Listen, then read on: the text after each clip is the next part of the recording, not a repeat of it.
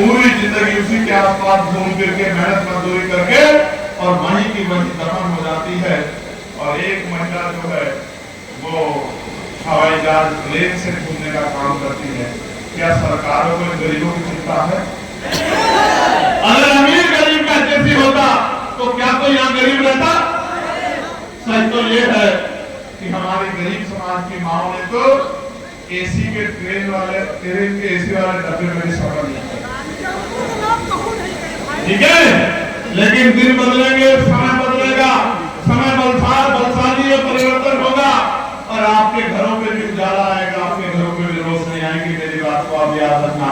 बहुत कुछ नहीं देंगे, 2000 रुपए महीने के नहीं देंगे, बिल्कुल नहीं देंगे ताकत बनने पे, लेकिन आपके बच्चों को दुनिया के सबसे अच्छी शिक्षा व्यवस्था से जोड़ने का काम करेंगे। गरीब का बच्चा भी पढ़ लिख कर कम से कम 40-50 हजार रुपए की नौकरी करके अपनी बूढ़ी माँ को इज्जत की जिंदगी दिलाने का काम करे, उसकी सम्मान की रक्षा करने का काम नहीं देंगे 500-600 रुपए की कोई किस्त, लेकिन अस्पतालों में इतनी अच्छी व्यवस्था करेंगे कि प्राइवेट अस्पताल उनके आगे धूल भागते नजर आएंगे। दवाई भी मिलेगी, डॉक्टर भी टाइम पाएगा, इलाज भी बेहतरीन होगा, सारे टेस्ट भी वही होंगे और साफ सफाई भी इतनी अच्छी होगी कि अस्पताल में आने के बाद घर जाने का मन नहीं करेगा। मेरी बात को आप याद रखना।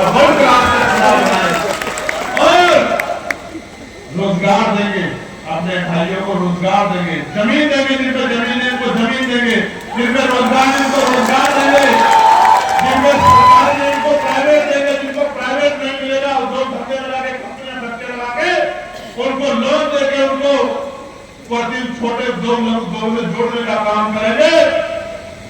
और एक बात सुनिश्चित करेंगे कि चाहे पैसे वाला हो या गरीब, किसी सामंत वाली को हिम्मत नहीं होगी कि मूछे रखने पे, घोड़ी पे बैठने पे, बारात निकालने पे किसी गरीब की हत्या कर दे या किसी बहन बेटी का अपमान कर दे। ये बात सुनिश्चित करेंगे, ऐसी कानून व्यवस्था लागू करेंगे कि कोई किसी गरीब को अपमानित नहीं कर पाएगा। इसलिए मैं आपसे कहना चाहता हूं, ये लड़ाई कभी कामयाब होगी सीने पे चंद्रशेखर आजाद का फोटो बनाने से कामयाब नहीं होगी मेरे बहादुर से। ये कामयाब होगी जब चंद्रशेखर आजाद को राजनीतिक शक्ति आप दोगे, और जिस दिन चंद्रशेखर आजाद के पास राजनीतिक शक्ति होगी तो किसी कोने में खड़े होकर आवाज लगा देना, घंटे में नहीं लगेंगे, आपकी आवाज आपके भाई तक पहुंच जाएगी।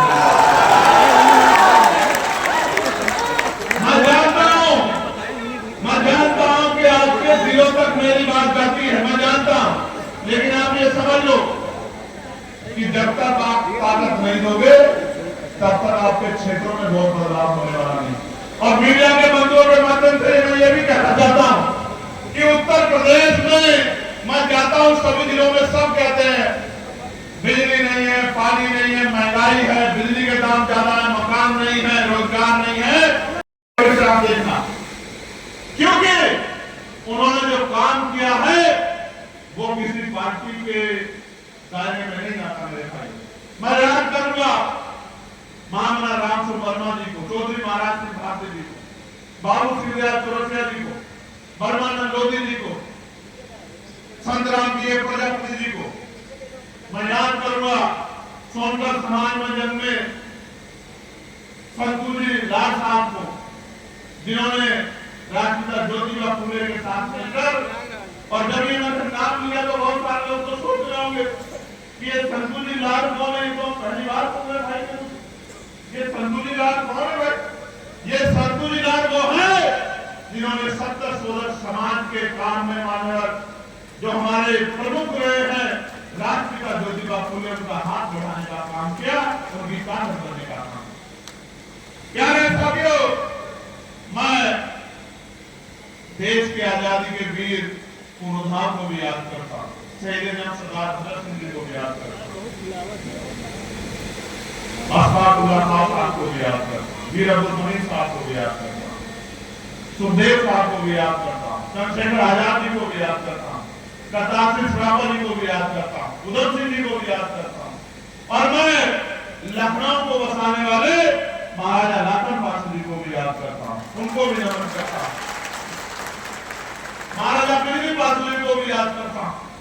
मां उदा देवी के बारे में जिक्र किया था रियाज भाई ने, मां उदा देवी को भी, उनके सोनिया को भी, मां झरकारी बाई को, मां अवंतिका बाई ज्योति को भी, मां फातिमा शेख को भी,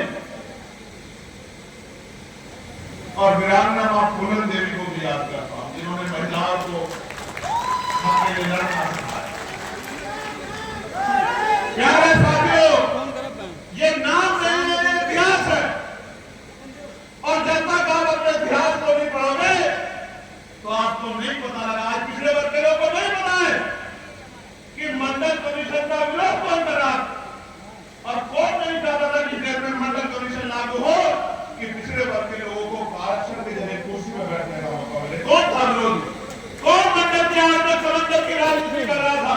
कौन मंडल की आड़ में धार्मिक यात्रा निकाल रहा था कि मंडल की लड़ाई को कमजोर कर दिया जाए?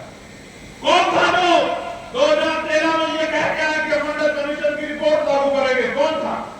कौन सी सरकार थी? कौन सी पार्टी थी? नहीं जानते हैं।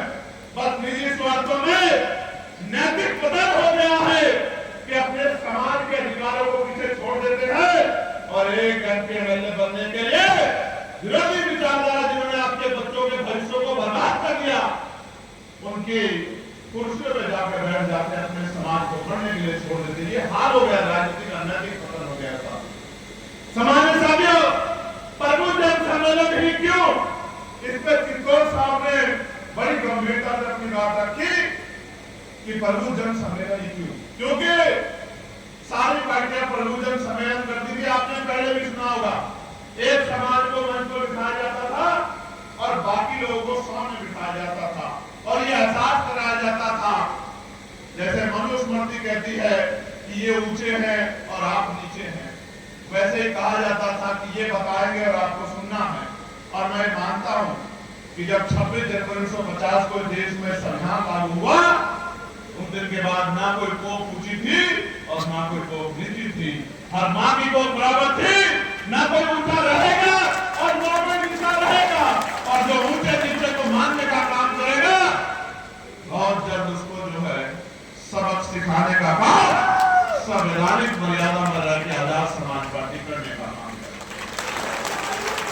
सामान्य साथियों, आज प्रमुखन सम्मेलन का अंतिम पड़ाव है, लेकिन मेरी आंखें उन भाइयों की तरफ हैं जिन्हें 2 महीने जेल में काटने पड़े हैं, जिनकी पीठ पे लाठियां पड़ी हैं, जिनसे कान पकड़वाए गए हैं, जिनको अपमानित का नाम किया गया है।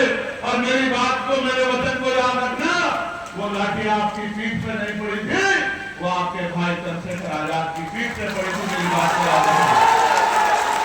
और समय बदलेगा मेरे बहादुर वीरों, मेरे बहादुर योद्धाओं, समय बदलेगा। कान आपके पकड़े गए थे, लेकिन आंख से आंसू चंद्रशेखर आजाद के बहे थे। मेरी बात को आप याद रखना।